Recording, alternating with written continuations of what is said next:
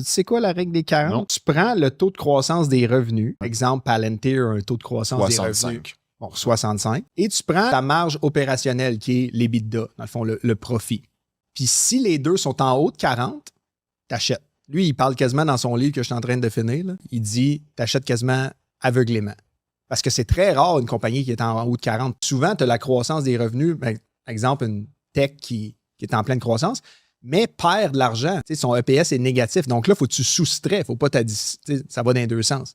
Fait que là, si tu as 60% comme Palantir, 65%, mais que tu serais négatif dans tes marges opérationnelles, que tu perds de l'argent, bien là, tu soustrais 65 par, je sais pas moi, 35, puis là, tu tombes en bas de 40. Mais bref, je trouvais que c'était un exercice. Ils ont des grosses marges en plus, Palantir. Jim Cramer, pourquoi il était autant bullish sur Palantir, c'est qu'il disait que c'était le premier ou le seul stock qu'il avait vu de toute sa vie en haut de 80 dans ce calcul-là. Fait que c'est pour ça qu'à chaque fois, lui, c'est sa meilleure règle de pouce. Il check ça, puis dans un sens, ça fait du sens. Si c'est un blue chip qui fait bien des profits, là, une cash cow, mais qui a une croissance single digit, là, il croit à, je sais pas moi, 5-6%, un peu comme l'inflation, tu sais. Ouais.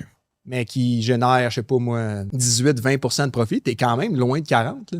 Ouais. 20 plus 25, plus 5. Je pense que ça serait plus un cas comme Apple, ça, par exemple. Exemple. Ils ont des grosses marges, plus autant de croissance qu'avant, en tout cas. Moins de croissance, ouais.